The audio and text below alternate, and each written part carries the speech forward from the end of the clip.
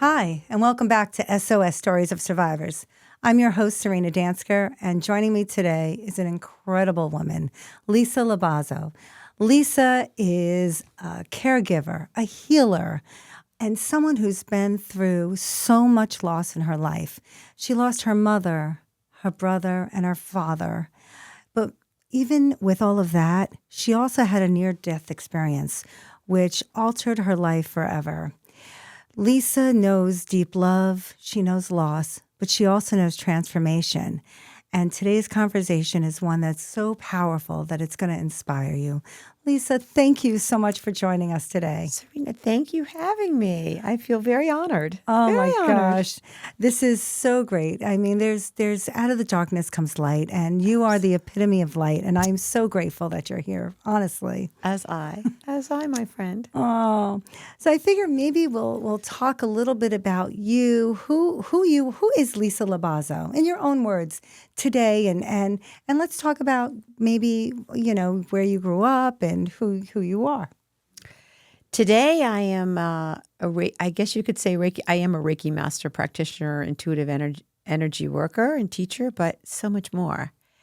Those are just a skill set, and then as you widen and you deepen your journey, more comes in. Those visions, those angels. I can hear, so I get all of that, and I find it fascinating to just categorize it under one title. There's so many titles, so many. Growing up, did you always have these abilities? Where did you grow up? I grew up in Darien. Yeah, okay, I know Darien really well. Yes. And so I was intuitive, but nothing like now.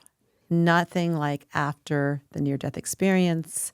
What happened, it's hard to say. I'm sure we'll tap into that. But yeah, I used to always get these feelings, and I'd share it with my grandmother and she would say, go to church, go pray. And actually, when I was in the church, I would feel like somebody was having a baby or something was going to happen, and I'd be like, this is interesting. And back in those days, like I grew up very traditional Italian.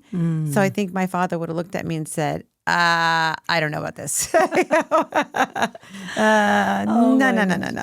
But that's true, because back in the day, you didn't talk about these things. You didn't talk about it. You didn't. Everything was taboo, and throughout life. So, what was your life like growing up as in Darien? I mean, did you go to college? Did you? Yes. So I grew up in Darien, and I went to Catholic school for a while. Then I went to Darien High, and then I went to Sacred Heart for a while, and then I finished at Fairfield.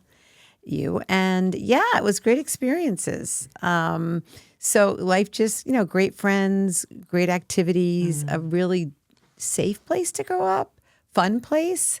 I just had a good time. I only knew it as what it was, right? Because what else did I know? Well, right? that's true. You only know what you know. But growing up, you were sort of a caregiver as well for your family. Can you talk about that a little bit? Well, I was probably 11 or 12 when my brother was schooling middle school, and he began to fall. He was in middle school and he began to fall. And one day, the principal phoned my dad. My dad and a company had a credit bureau in Norwalk, Connecticut, and he said, I really want to meet with you.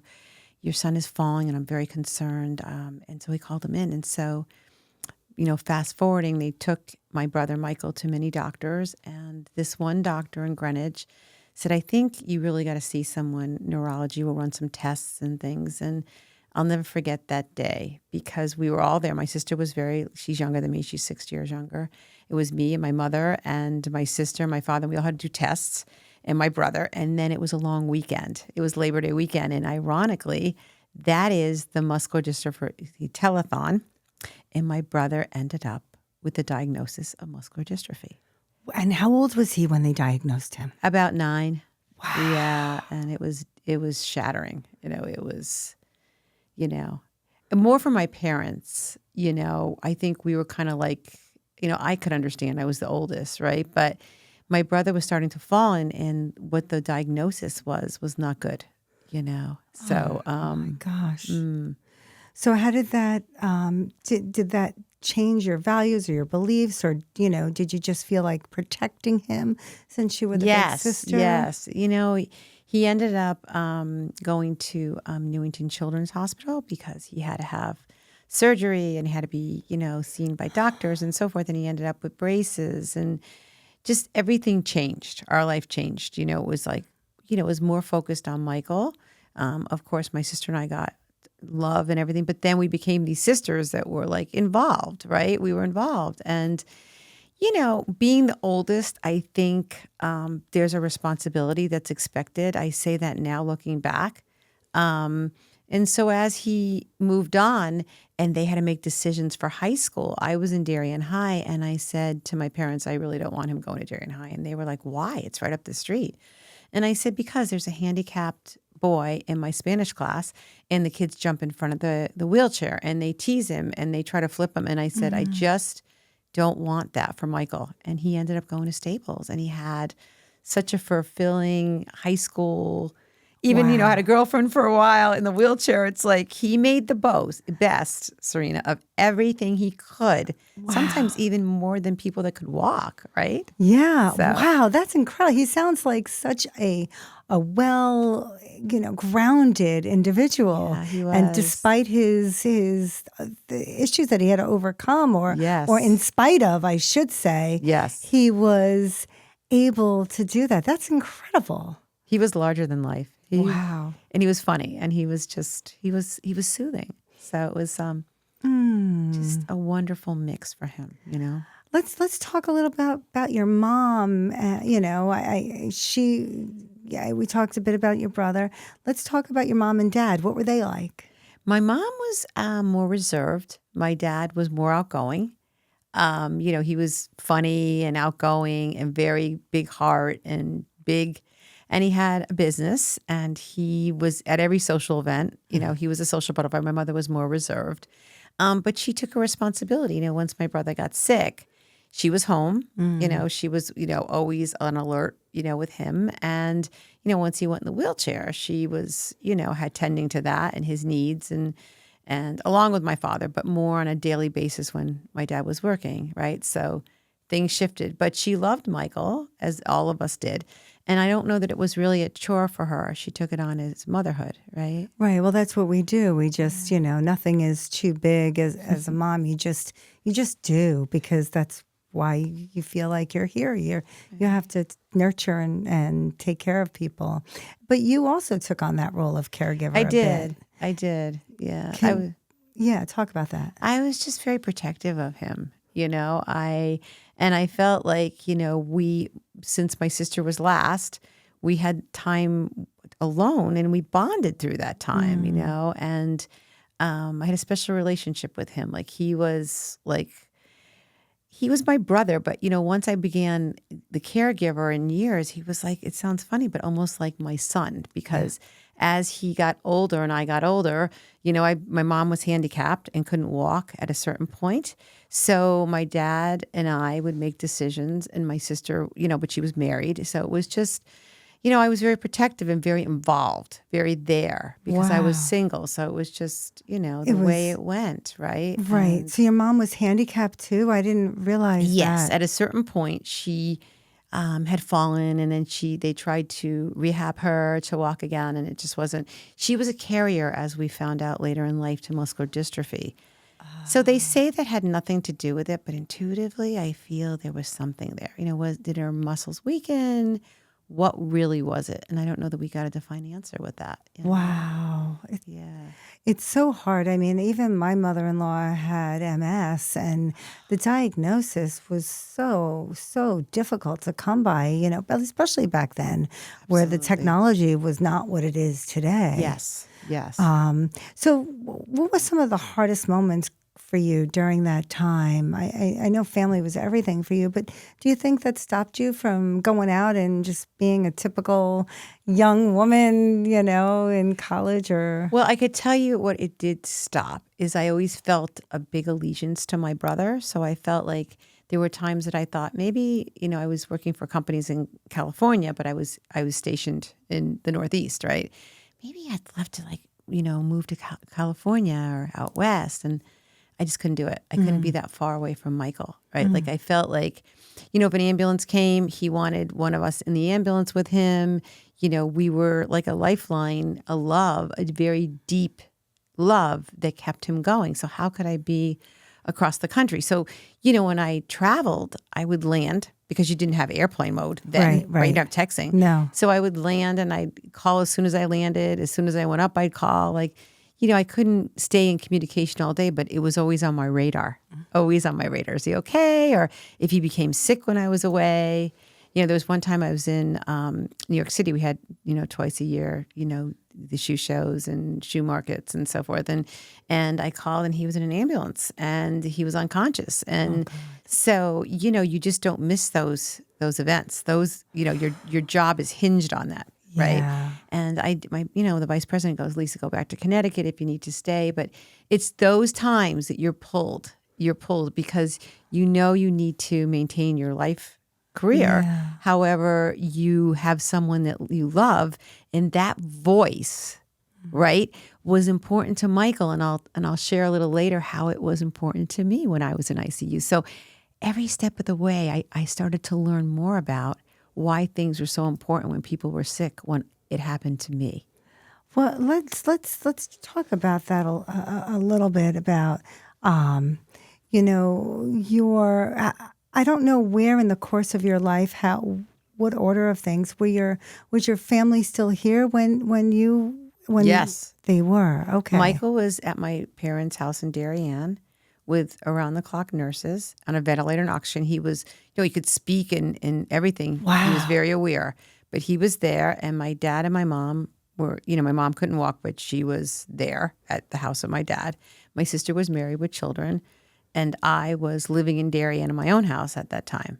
Yeah. So take me back. If you don't mind, just, I'm fascinated by this. Talk to me about what happened that day.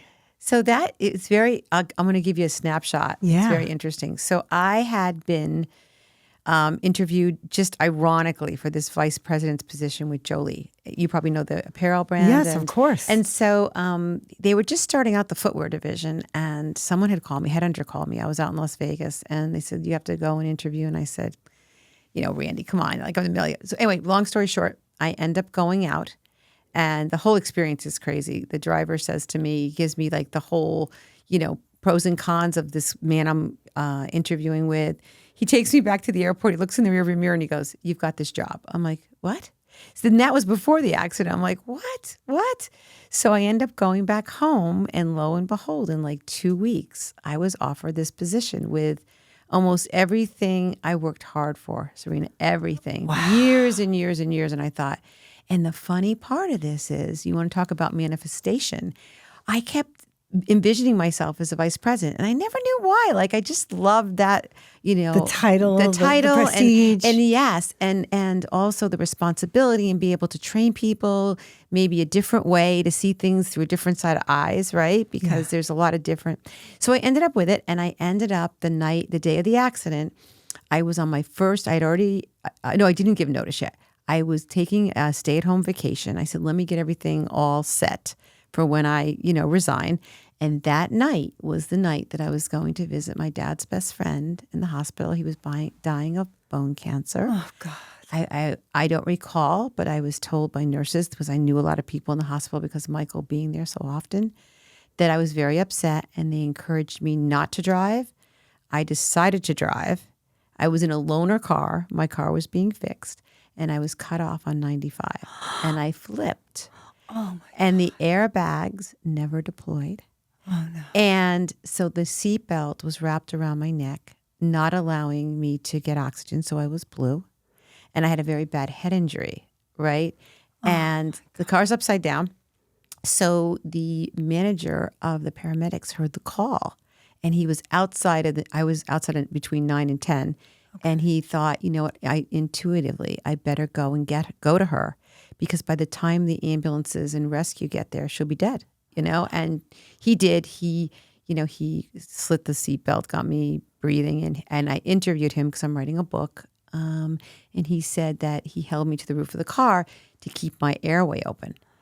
And he rode in with me, which is not the norm. They usually do not, but he said I couldn't sustain, to keep my airway open. So he was afraid that I would code. Wow. Believe it or not, I end up going into ICU because I was so critical, and I ended up coding up there. So, Wow. but craziness, like just another snapshot is before I get there, there's this traveling nurse, and he hears about the accident, and he says, my gosh, I hope I get to help this woman. Well, let me tell you, he became an amazing force for me to survive. Like, he took on extra shifts. We had this connection that was so bonding. And I'm so thankful for everyone in Stanford Hospital, but he was in ICU, But you actually flatlined. I mean, did. Did you have an out of body experience? Do you recall any of that or no? I didn't see the light, but I did see colors like lavenders and pinks and yellows. And now that I've studied and done so much with the angels, I do believe that those were angels. Like, Archangel Raphael is green. Yes. Right? Archangel Michael's blue. Those were the colors that I was seeing. So what are the chances, right? Wow. So I feel there were angels. I felt like light beings around me. I felt a force that I wasn't familiar with. And what was that recovery like from that? I mean, just when you had your guardian angels, but you also had your nursing angels. I did. And funny, I called them my angels. Funny you're saying that. I really, really did. It was difficult. Like because I had so much medication on board, I didn't even know I was on life support. Like, I remember waking up and seeing my dad and my sister had like a board with letters, and I was like, my God, what's going on? And then I remember she handed me a pad with a pen, and all that came across the pad was scribbles. And all I thought in my head was, oh my God, can I not put letters or words or anything together anymore? Oh boy. And I did eventually, but I think it was just that I was, very out of it because I was on extreme medications. Right. And then they put me back into a induced coma because I was trying to pull the life support out in different. So yeah, it was a very long, and I couldn't walk. I was in traction. I had broke my neck. So I had a fusion on 6 and 7. Oh my God. I had my head capped. They thought I was brain dead when I arrived. And a nurse had shared with me, she said, your face was so swollen, you looked, oriental. And, they didn't even know if they'd have to do construction or not. And luckily my face came back. I didn't need that. But my head injury was for a while, with wigs and bandages. And everything. Oh, honey, that's just wow. And how long would you say that it took you from the accident till you were able to have some kind of semblance of normalcy? What happened with that job too? Oh, well, that was another fall for sure. Yes. So I was in ICU for a while, and then, and I got used to it. I didn't know anything else, Yeah. And then I went to step down. And then I ended up at Van Munching, which is Stanford Hospital's rehab. So it was a time. And then I had to go back to my parents, because I couldn't be alone. And it was tough. And then I had to learn how to swallow. I learned to walk again. But the swallowing, when I tell you, was so scary because you go into choking. You feel like you're going to choke. And you have to mix.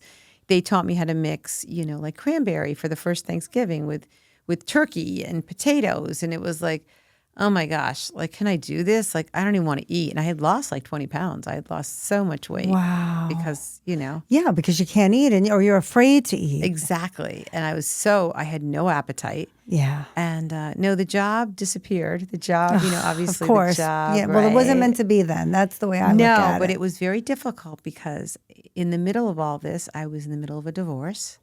So I lost my residence. I lost my job. And then the job I had, went away too. Right. It was a lot of loss. And, you know how important our hair is, right? So, Right. Trying to have wraps on your head and they shaved my head, Right. and then trying to get wigs that resembled what my hair looked like now. And it was just like, who am I? Yeah. What am I? Where am I? You know? It was just a very uncertain time. But did you, to get through it, you must have tapped into something because you're Oh, pretty yeah. amazing. And I gotta say, you have that energy about you where I know that you were, yes, all of this on the outside was pretty horrible what was going on around you.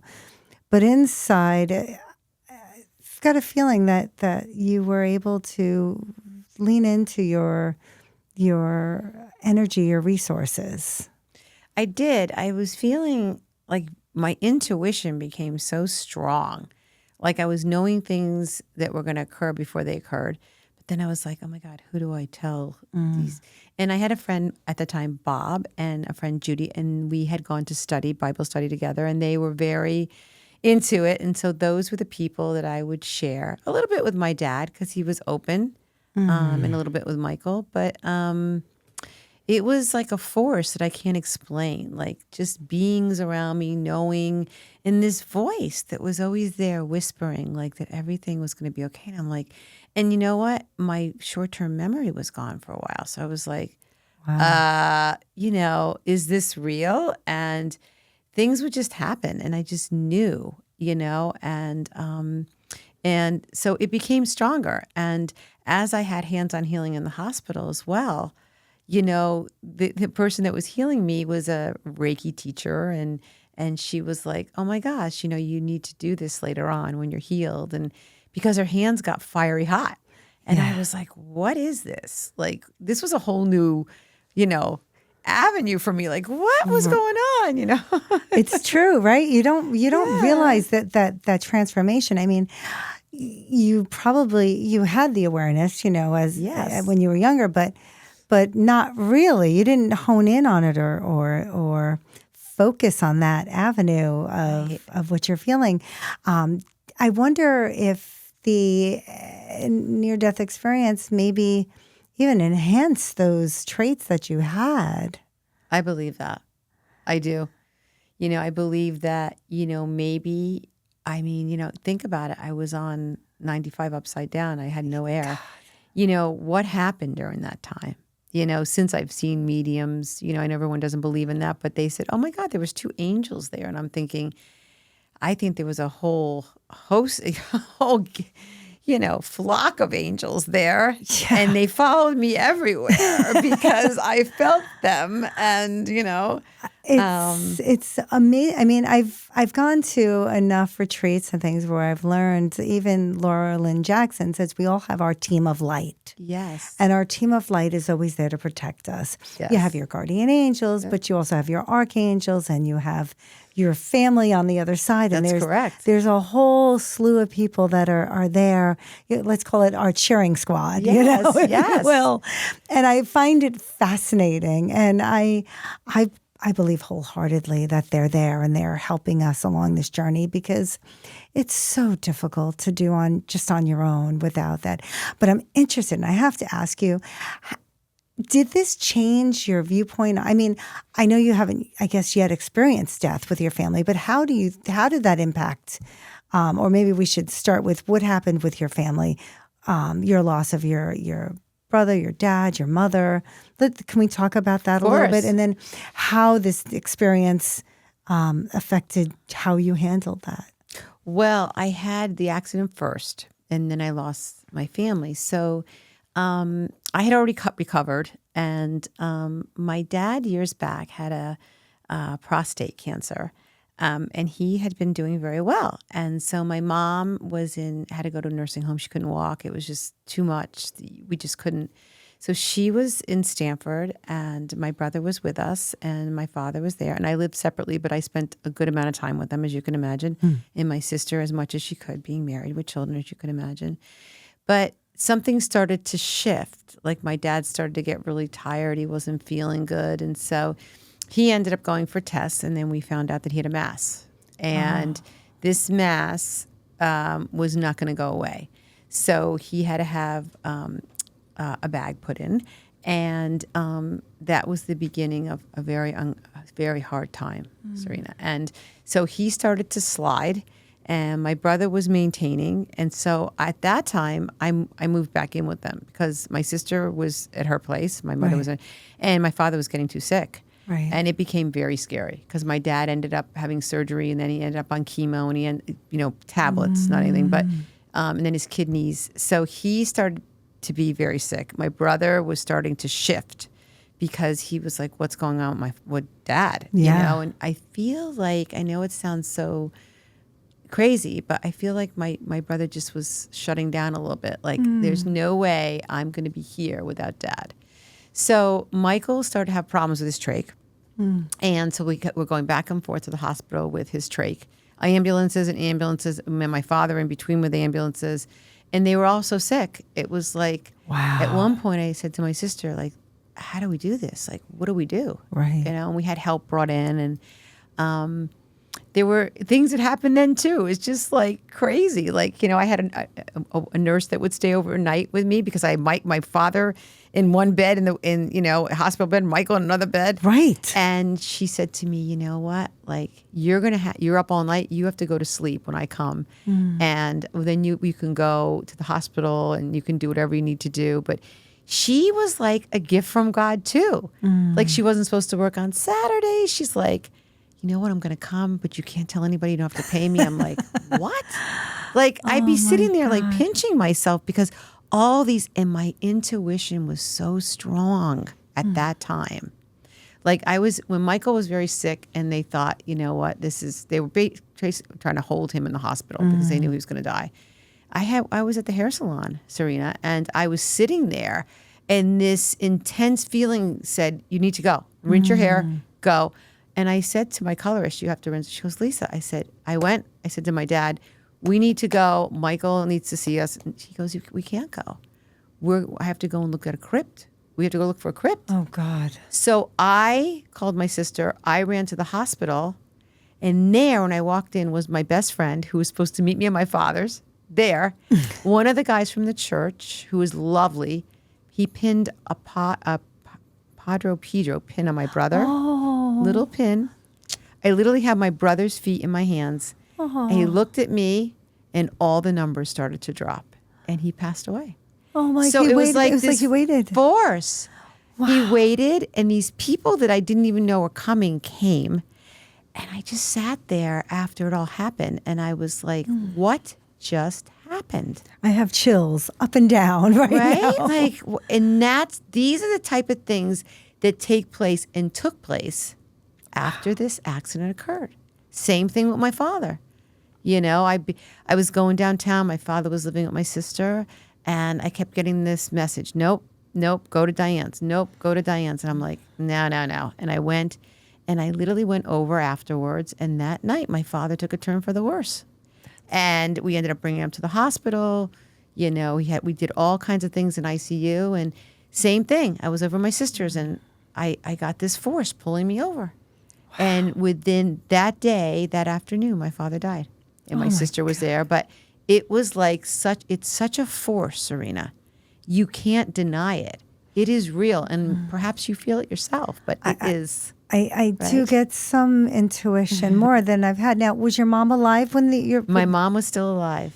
She was. Yeah, okay. She was in the nursing home. She was still alive. Oh my gosh. Yeah. What do these losses teach you about love and attachment, and also letting go and letting them go? Hard. Yeah. My brother died in February, and it was devastating. As you know, my dad was still alive, and that was not a good thing. No. And my mom held it all in. And then my dad died in April. So it was only like 2.5 months. And I was down for the count. And we still have my mom who was sick. And I think you just feel like life is so precious, and everything shifted and changed. Like, if anybody ever predicted this, I would say it's absolutely impossible. Because loss back to back, loss deep, loss that people you love. And remember, I had already gone through the accident. And the one thing I say to people, because I used to be on a committee, to help people with near-death experiences, when you go to another realm, when you go to what I call heaven, there's so much love. All there is love, Serina. There is nothing bad. And you come back here, you don't feel that intensive love. So when somebody is harsh to you or hurts you or bad things happen in life, you take it so much harder because it's a whole different lens. And you give so much grace and gratitude. For me, when I get up in the morning every single day at night, I'm so thankful because I have another day of, to me, is a total blessing from what I was given my last rites that evening. Wow. So they really didn't think I was going to surpass the odds. That is incredible. And then going through what you went through with your brother and your father, and what kind of support did you have? I know you had your sister there. I had my sister. And some friends? I did, but I have to tell you, we had a Bible study at the time, and I turned so heavily to that. We met twice a week, and all those people were there for me. My sister, of course, my nephews, of course, my brother-in-law, of course, and my family. But, you know, they believed in everything I did, right? So all those angels, all the prayers, all the everything, I felt so close to divine when I was there. Wow. And that was when I could take a deep breath, right? But yeah, as you know, support is so needed. And you need that love. You need that encouragement because it's not always easy, right? It's not. It's definitely not. And sometimes going through some of the toughest times in your life helps transform you or shapes you, if you will, into the person that you are now becoming. And did you find that both? I know you said spiritually you got really involved with the church. How about emotionally? I really started to meditate more and be in silence more. And, you know, remember a snapshot back, I was this woman who, my hair had to be perfect. The highlights had to be perfect. What I wore, because I was in the fashion industry. Of course. Right? And I was a manager and I, you know, was in the public all the time. So, you know, and then that person became more humble, became more solace, became more giving. And then I said, you know, like, what is all this? Like, what do I do with all these gifts? How do I use them? Yeah. And how did it change the way you see life and death? You know? I see life as such a gift, and I feel like I need to help people, right? Like, I had a dear friend who died almost a year ago now, and there wasn't anything I wouldn't do for her. There wasn't anything, you know, if she needed something, or it wasn't a chore to me. And even now, if someone's in the hospital and they need healing, I'm there because it's not a chore. It's my duty. I'm here to be of service. You know, I have to say that that's why I was saved, whether it was for Michael or my family, whatever, that might have been, you know, the beginning. But now I'm still on this journey, right? So if I can't give, you know, even meeting you at the retreat, I mean, I don't believe in coincidence. There's not any in it now. I agree with you. I mean, there's always, everything happens for a reason, I think.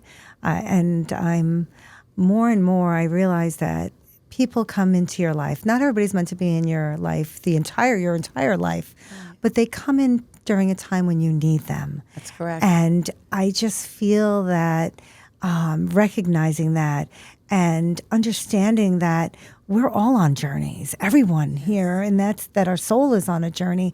And I find it reassuring to know that we're not alone, that we're here together, and we can learn from one another and be supported by one another and be kind to one another. Absolutely. Because you don't know what someone else is going through, and just to hold space for them I think it's really important. Absolutely. And you know, you just become a better person. You do. I don't know how to even say it. You advance, you go deeper, and you want to make yourself a better person, a more kinder, giver, loving You soul. raise your vibration, as Anna would say, right? We raise our vibrations. Yes. That cocoon of love. Yes, exactly, exactly.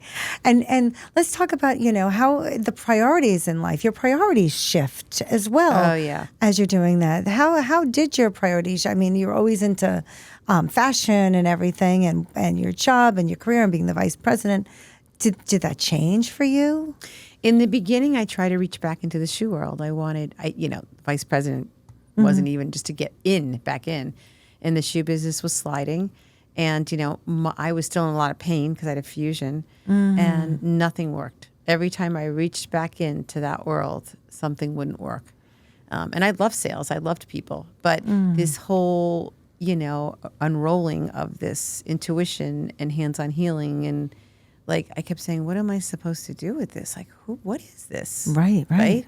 Like I wanted to go back to the old Lisa, and, Spirit, what I call the Holy Spirit, is going, no, you can't do that anymore. So there was a point, I guess, when you realized that you're not that same person anymore, that going back is not where you belong. It's not where your journey is taking you. Right. Your journey is taking you. And so how did you feel about that? And how did others respond to that when you shared that you're going to pivot? I don't know. I think my dad, who loved what I did and was like, oh my gosh, my oldest daughter and whatever, was very, but I think they were so happy I was alive. And I didn't do it full time in the beginning. I do sales part time and do the healing and, juggle a million things. I had a dog walking business for a while, which was very lucrative, right? But I always had that sense for selling. I'm like, oh my God, how do I not do this, But you know what? I think more and more doors opened. I started to do healing, and then a spot opened up in Stanford with an acupuncturist, and it came through a friend, and she's like, Lee, you got to look at this. I'm like, I don't know. And then I ended up, having a spot in New Canaan with therapists and a psychiatrist, and, everything, there was no coincidence. It just was given, and I always have the opportunity to refuse, but why not? Yeah, right? Yeah, of course. I find when we think about the other side and when we talk about healing and advice, did you get signs from your? Yes. I took the same course. I took Laura Lynn Jackson, and I was very amazed by that whole, and I really understood what she was saying. I do. I can sometimes feel my dad's presence. I can hear him, not like he's sitting behind, but, like encouragement on the days where I'm like, okay, what am I doing? Right. And my mom, her birthday was March 20th. I lie not to you. Every single day I see 320 once, if not twice. Wow. And Michael, I just feel that, he'd always used to say, hey, sis, hey, sis. And I see signs and I feel him, and there's days where I'm meditating going, okay, let's bring the banners out, let's start pouring more down here, And so when they first died, I didn't feel that, Serina. And as I trusted and as I accepted, right? And I just connected to say, okay, you're in a better place. Come. I always tell people, talk to the people that died. Invite them in, don't be afraid of that. Invite them into your dreams. But if you're afraid or you are apprehensive, that is not a time when they're going to present themselves, right? Right. You have to be open to it. I remember one of my children was saying, I keep asking for signs and I don't get any signs. I said, well, are you looking for them? Right. That's right. Because they're very subtle in the beginning. Yes. And then as you recognize and acknowledge, they become larger, don't they? Oh, they sure do. They're everywhere. The Yeah. signs are everywhere. But you have to be open to it. Yes. And my husband is becoming more and more open to it. And he sees, and sometimes I still have to point out, I was like, did you see that? And he's like, yeah. Yeah, I did. There is something to this. It's funny. And so let's talk about your healing work and how, I know we dibbled and dabbed in it, but let's talk about how it brought you full on in, how you found your way into it. So I had come together with this Reiki master. She invited me. They had small groups in Darien back then. And I thought, you know what, this is good. There's a couple people. Let me dab in it. I felt well enough. And I went and I thought, wow, this is interesting. And she worked on me and she said, you know what, I just know this is your path. And I was thinking, I'm glad she knows because I didn't know where I was going. But it was very fascinating. She knew. And so as things started to evolve, I ended up at Angel Cooperative. You might be familiar. They're in Richfield. And they had hired me to do Reiki. And as I started to do hands-on healing, I started to get intuitive messages. Wow. I thought, what is this? I love this. And I'd start to sketch pictures sometimes, or I would, see a vision. And I was just busy, and still do something else. And then I taught. I started to teach different classes up there, automatic writing and, intuitive messages and a lot of things. And I thought, this is great. Like, this is really fun. And, Wow. and you really help people. You help people that are open. Energy work is huge right now. It goes hand in hand with, therapy. It goes hand in hand in cancer centers. It goes, I had a write-up done a year ago in the New Canaan Darien magazine, and Greenwich magazine, and they refer back to these hospitals like Yale and different places that wholeheartedly believe, and it's proven, right? So I got this invitation to go over to Stanford, and it was very lucrative. And I met with this gentleman who's an acupuncturist, and it was fine. Our work lined up. We wanted a quiet environment. So I was there for a couple of years.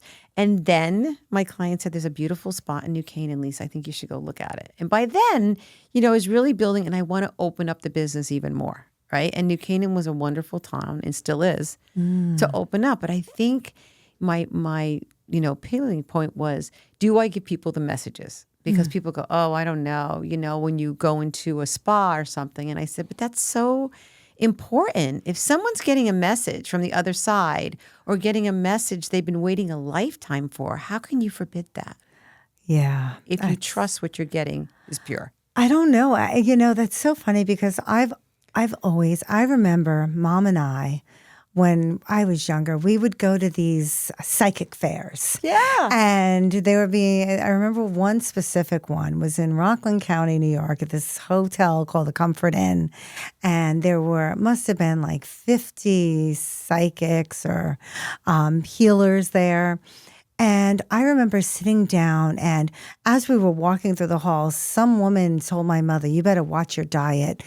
That's, it's going to be your stomach that gets you. And my mother's like, what the hell are you talking about, lady? But I just, always remember talking to people, and they would tell me all of these things about what was going to happen in the future. And it fascinated me. And yes. Whether or not I truly 100% put stock in it, a part of me always wondered, wow, is it real? Is it real? Is it true? And then certain things that they would tell me would actually happen. I remember once I was with a girlfriend we were in California together, and we were on this beach, Venice Beach, crazy beach, right? Beautiful. Beautiful. And this gentleman told me that I was going to marry someone I already knew. And my husband and I were childhood friends. And within a year, we were engaged, and we had reconnected our friendship and started a relationship, and within a year we're engaged. So it's just so funny how the universe works, and so I've always been open to that, and how people, I guess, don't recognize or don't want to know. Maybe they're just fearful. I think so. I do. I think everyone has an intuition. It's a matter if you're fearful or open to invite it in. Yeah. Because if you shut it down, you could say, I don't have one all my life, right? And this is just, but it isn't. But I think there's people that are, I don't know, they predict the future. I don't predict the future. No. If I get a message, I want to give it to you, right? Like if it's from your loved one, or sometimes I'm getting medical stuff now, I'm going to say, listen, this is not me, right?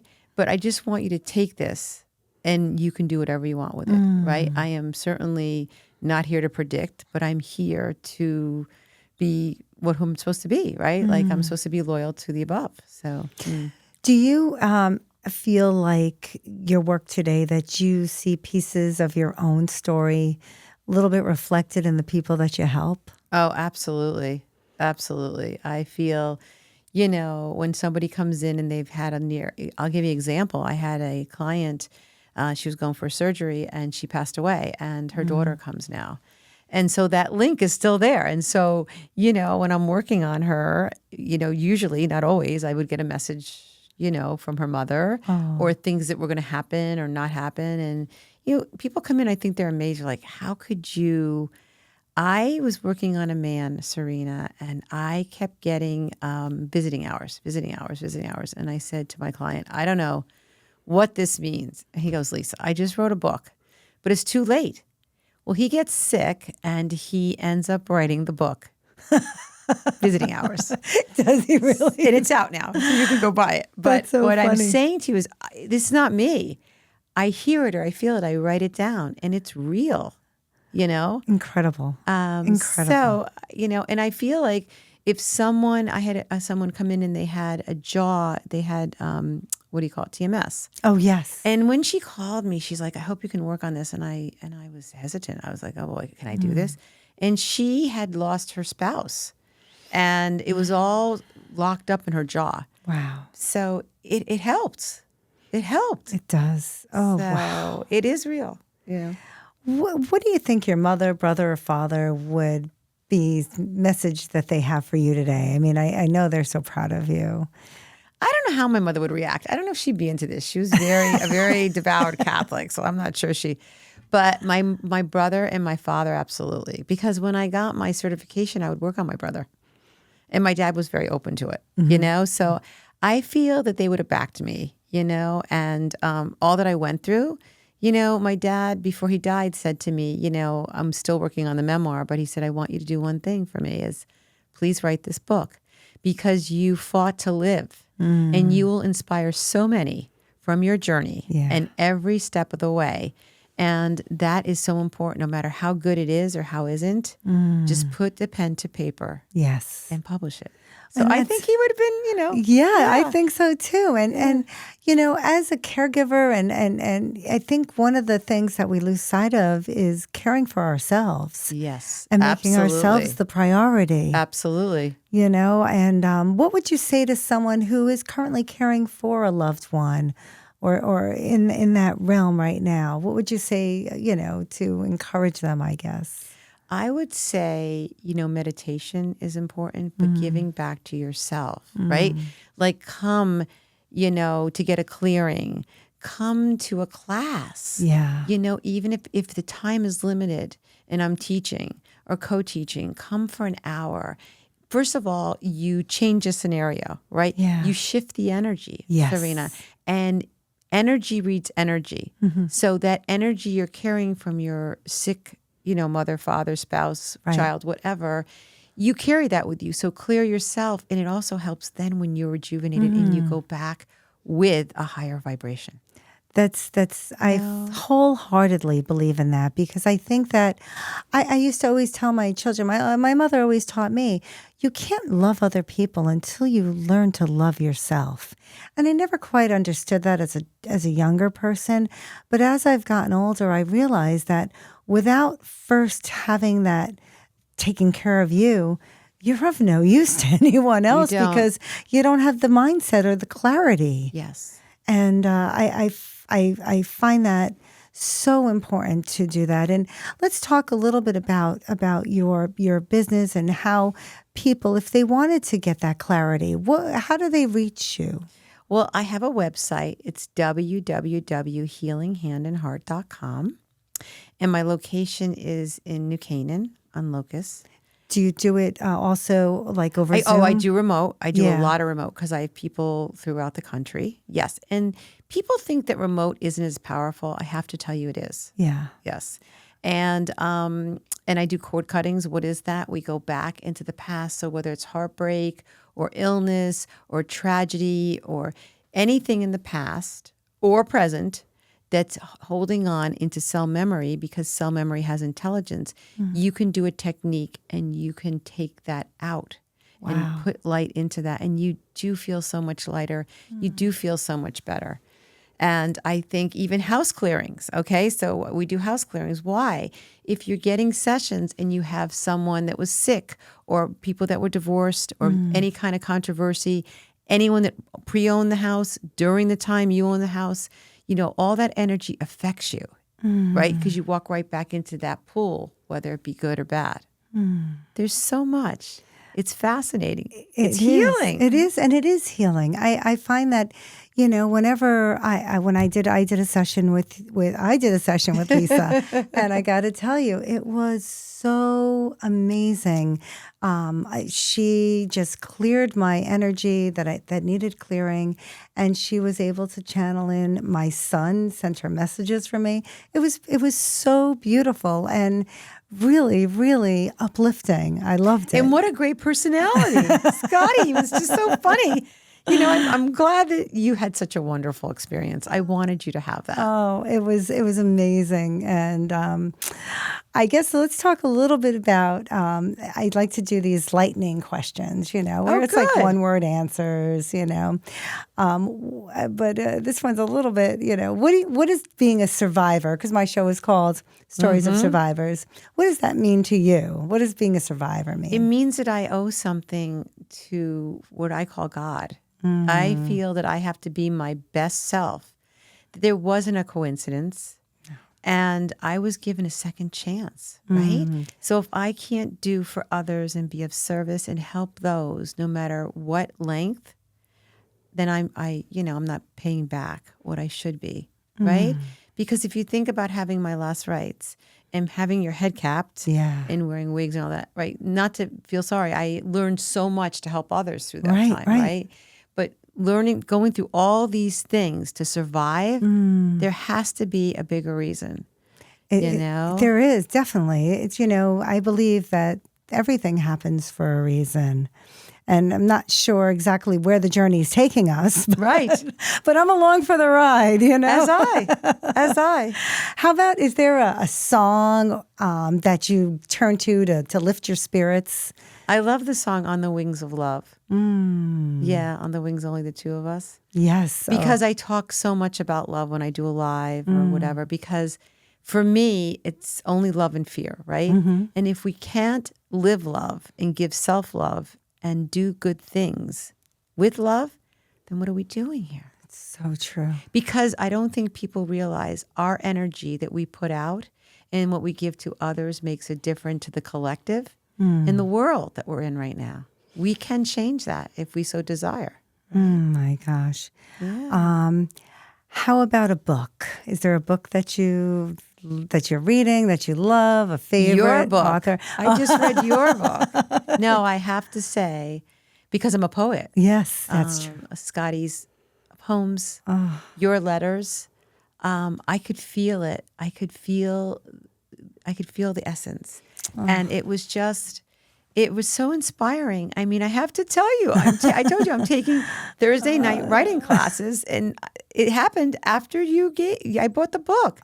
So thank you. Oh my gosh, I love you. Well, that's a great segue into how I usually end our interviews is with one of my son Scotty's poems. And the one I chose for today is called I Got Nobody. And it goes, you can only dislike things that can be fixed. Looking yourself in the mirror transfixed. My mind is affixed. I can't see what I used to see in myself. All I see is connect the dots, making an elf. My face is scarred. My body is a lard. This is why I constantly look for attention. I crave to be complimented on my complexion. My mom was right. My acne looks like I was in a fight. My body looks like a bomb site. And my personality, it makes people take flight.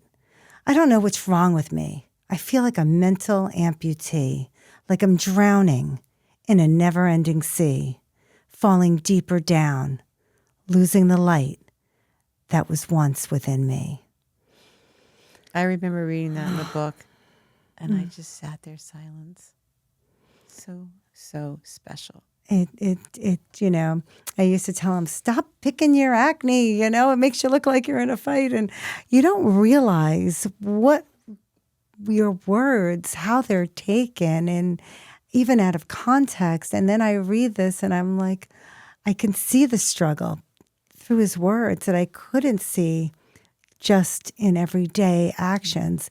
And sometimes it's really important, I think, to slow down and take a moment and just absorb what the situation is that's going on in your life, because you just don't, you can't always get it when you're moving so fast through the hustle and bustle of life, right?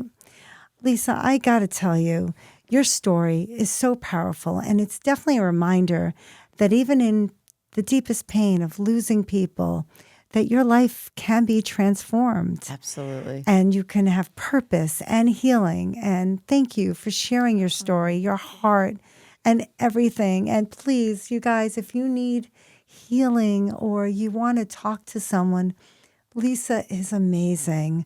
Please reach out to her at her website, which is www.healinghandandheart.com. Thank you so much. Thank you for sharing your special gifts, and thank you to our audience. We'll see you next week on SOS Stories of Survivors.